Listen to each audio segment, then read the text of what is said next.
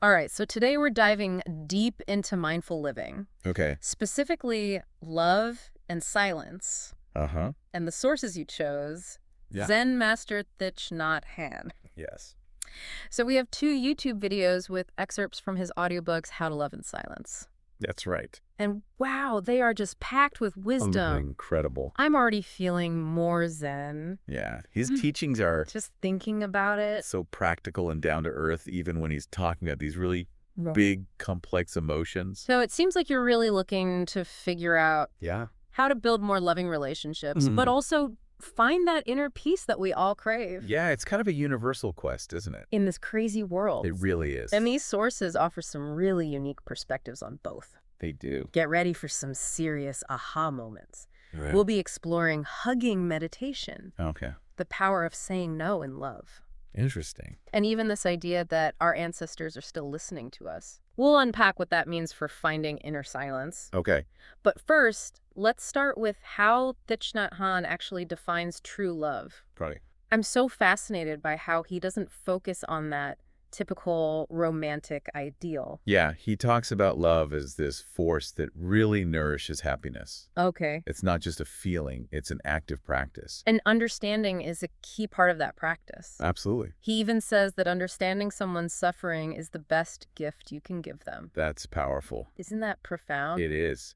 He actually says that understanding is love's other name. Wow. And that connects directly to his idea of embracing imperfection, Okay. both in ourselves and in others. Oh, I love the analogy he uses here. Which one? He compares a big heart to a vast river. Yes. A river can absorb a handful of salt and transform it. Okay. The same way a big heart can accept and transform shortcomings.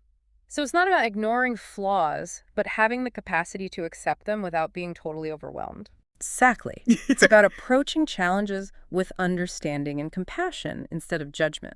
And this applies to those inner battles that we face within ourselves, Yeah, as well as the bumps that we hit in our relationships. for sure. It's about having that spaciousness of heart. Have you ever noticed how easy it is for your mind to get hooked by negativity? Oh, all the time. It's like that radio NST we talked about earlier. Right. That nonstop thinking. Mine sometimes sounds like a monkey with a megaphone.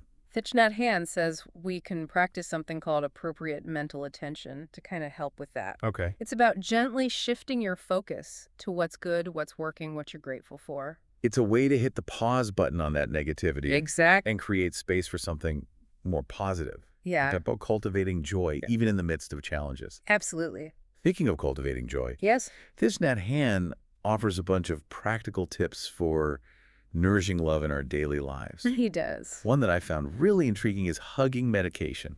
It sounds so simple, but there's a real art to it. There is. It's not just a quick squeeze. Okay. It's about being fully present, breathing in the other person's presence, and letting that care and appreciation really sink in. So it's about slowing down and really feeling that connection, Yeah. not just going through the motions. Right. And as much as we might want to say yes to everything in love, Oh, yeah. sometimes setting boundaries is just as important. Absolutely. Thich Nhat Hanh reminds us that saying no is equally important. It is. It's about honoring your own needs Yeah. and recognizing that healthy love requires self-respect. Right. He talks about this woman who always felt obligated to say yes to men, Okay. even when she didn't want to. Uh-huh. And that led to a lot of suffering. It's a reminder that we can't pour from an empty cup. Right. Saying no when we need to is a way of refilling our own cups so we have more to give. I like that. Yeah. And then on the flip side of that, Yeah. he talks about filling each other's cups with joy. Can you make your loved one smile? Such a simple but powerful question. It is. It could be a kind word or a small act of service or even a gesture of appreciation. It's about actively cultivating joy in the relationship. Exactly. You know, as we've been talking about cultivating love, Yeah. I've been thinking about how important it is to create space for that love to flourish. And that's where silence comes in. That's where it comes in. Thich Nhat Hanh has a lot to say about the power of silence in our noisy world. He does. He even gives a name to that mental chatter that never seems to shut off. Oh, yeah. Radio NST. Radio NST. With nonstop thinking. It's like this radio station that's always playing in our heads, Uh-huh. sometimes with some pretty annoying songs. Right. He's not saying thinking is bad, Right. but that constant mental noise can be exhausting. Yeah, And it can really disconnect us from the present moment. totally. And that's where mindfulness comes in. Right. It's about becoming aware of that radio NST, Okay. those thoughts and feelings, Uh-huh. without getting swept away by them. So it's like creating space. Yeah, like a pause button for your mind. And he gives us some really practical tools to do that, right? He does. Like mindful breathing, mindful walking, Yes. even mindful eating. It's about bringing your full attention to whatever you're doing, even the most mundane tasks. And the beautiful thing about silence is it's not about suppressing those thoughts. Right. It's about creating space between them so you can hear your deeper desires. Your intuition. That inner wisdom that often gets drowned out by all the mental noise. It's about creating a sanctuary within. That makes me think about Thich Nhat Hanh's idea of island of self as a place of refuge. How can we actually find that island when we're feeling overwhelmed? It goes back to those practices we've been discussing. Okay. Mindful breathing, mindful walking, and being conscious of what we're consuming mentally and emotionally. So what we feed our minds. Exactly. Yeah. What we feed our minds is just as important as what we feed our bodies. It's like creating a safe haven within yourself. Yeah. A place you can return to when the storms of life hit. Absolutely. Which they inevitably do. They do. And you know, that reminds me of another profound teaching. Yeah. Thich Nhat Hanh says, we're all leaves on the same tree. Okay. Your well-being affects mine and vice versa. It's about recognizing that interconnectedness, that we're all part of something bigger than ourselves. Exactly. And this understanding can inspire us to act with more compassion and care. Right. Knowing that our actions ripple outward. And if we're all connected, then deep listening becomes even more important. Essential. Thich Nhat Hanh believes that deep listening is the foundation for strong, healthy relationships. He does. He says it's not just about passively hearing the words someone is saying. So it's about creating a space where the other person feels truly heard and understood. Yes. Which can be tough when we're so used to that radio NST blasting in our own heads. Right. It can be so hard to quiet that mental chatter. It can. He suggests resisting the urge to jump in with an immediate reply. Instead, we can practice truly taking in what the other person is saying, letting it penetrate before we speak. And that requires patience. It does. It's about shifting from a mindset of reactivity to a mindset of deep presence. Being present with another person, not just waiting for your turn to talk. Exactly. He also suggests letting questions penetrate before answering them. Oh, that's interesting. Instead of rushing to respond, Okay. we can pause, reflect, and allow our deeper wisdom to surface. You know, sometimes I catch myself already formulating my response while someone's still talking. I do that too. It's like I'm missing half the conversation. It's so easy to fall into that habit. It is. But when we can truly listen, it can be transformative. I bet. Think about the conversations you have every day Okay. with your family, your friends, your colleagues. How would deep listening change those interactions? I think it would make a world of difference. It would. It could create so much more understanding and connection. Speaking of connection, I find it interesting how Thich Nhat Hanh talks about love. What does he say? He warns against seeking fulfillment only outside ourselves. Oh, that's so true. We look to others to complete us. Yeah. But he believes true love starts with feeling whole within ourselves. Right. We can't truly love another until we learn to love and accept ourselves. And it's not just about romantic love. No, it's not. He stresses the value of friendship, kindness, and compassion in all relationships. So it's about expanding our understanding of love beyond those traditional boundaries. Exactly. It's about embracing all the different forms of love that nourish our lives. Our connections with family, friends, community, even nature. Yes. Speaking of nourishing our lives, Yeah. let's dive back into this idea of silence. Okay. You know, it's not just about quiet contemplation. It's not. Thich Nhat Hanh also talks about the power of silence in action. Okay. He shares a story about living in a monastery during a period of political unrest. There was so much violence and fear in the community. Right. And instead of engaging in debates or protests, he focused on his own practice, radiating peace and compassion through his actions. It's a powerful reminder that sometimes the most impactful actions are done quietly without fanfare. It is. It's about being the change we want to see in the world, Right. rather than trying to force change through external means. And recognizing that our inner state ripples outward. Absolutely. Inner peace or lack of it affects those around us. So cultivating inner peace isn't just about personal well-being. No. It's about creating a more peaceful world. Exactly. That's a big responsibility. It is.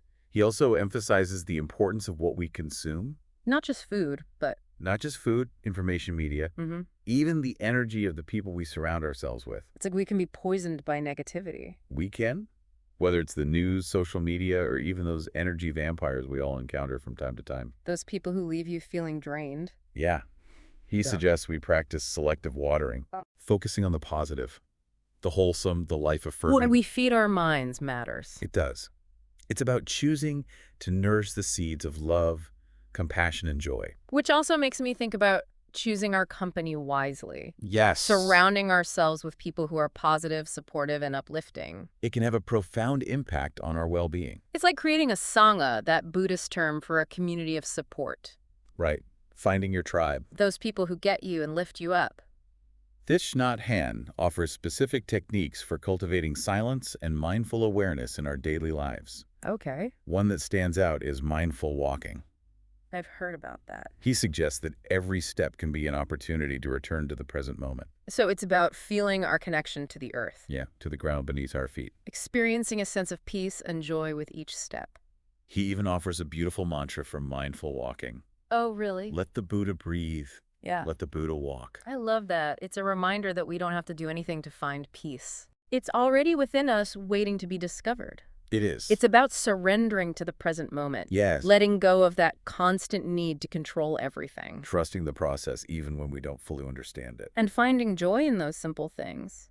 Yeah. Eating a meal, washing dishes, even just taking a walk in nature. It's about shifting our perspective, seeing these activities not as chores, but as opportunities for mindfulness and gratitude. And he even suggests that we can transform suffering into a source of growth and understanding. He does. It's not about denying or suppressing those difficult emotions. So it's about leaning into those uncomfortable feelings instead of running away from them. Yes.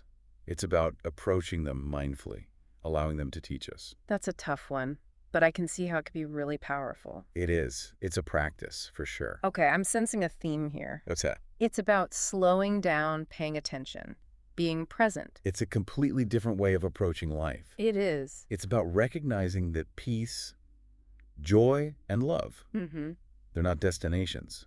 They're states of being that we can cultivate in each moment, Right. even when things are tough. It's a lifelong journey, a continual unfolding. It is. I feel like we've covered so much ground. We have. I need a moment to let all this sink in. Yes. Let these ideas settle.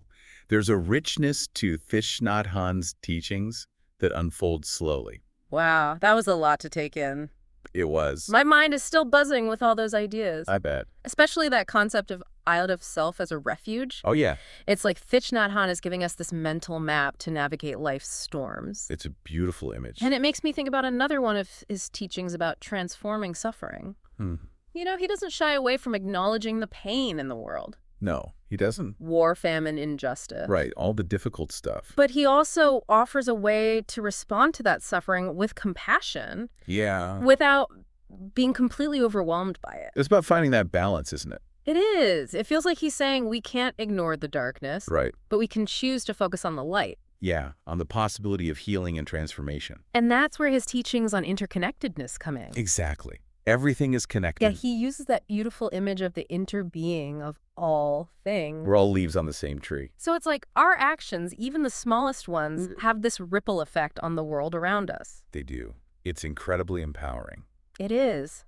Even something as simple as practicing mindful breathing can contribute to a more peaceful world. That's the beauty of it. It's not about these grand gestures. Yeah. It's about cultivating awareness and intention in each moment. Absolutely. You know something I've been wanting to ask you about? What's that?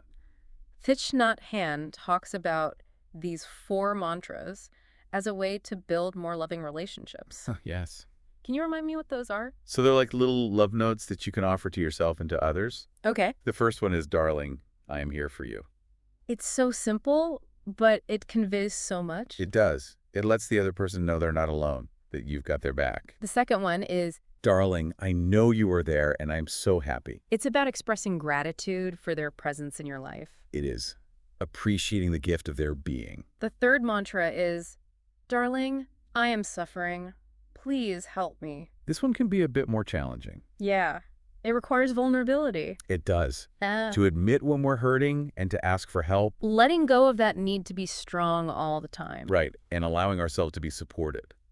And the last one. The fourth mantra is, darling, this is a happy moment. It's a reminder to savor the present moment, to find joy even in the midst of challenges. And to train our minds to focus on the good. These mantras seem like such a powerful way to bring more love and compassion into our daily lives. They can shift our whole perspective, Yeah. create a more loving internal dialogue, and really strengthen our connections with others. You know, there's one last teaching I wanted to touch on before we wrap up. Okay. No birth, no death.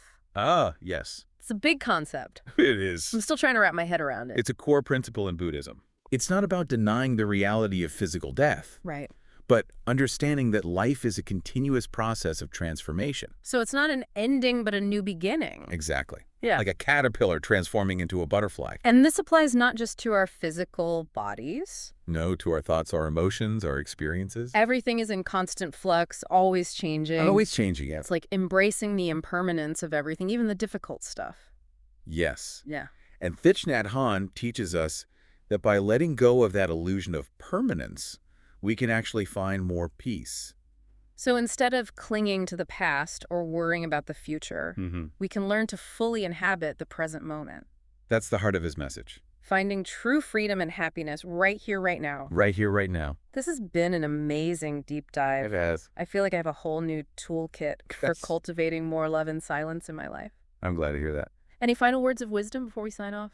Just this. Remember, mindfulness is a practice. Okay. It's not about achieving perfection, Uh-huh. but about showing up with curiosity, compassion, and a willingness to learn. Be kind to yourself. Yes. Celebrate the small victories. And trust the journey. Beautifully said. And to our listener, thank you for joining us on this exploration into the heart of mindful living. Yes. Thank you. Keep exploring these ideas and practice what feels right for you. The world needs more love and more silence. It does. And it all starts with each of us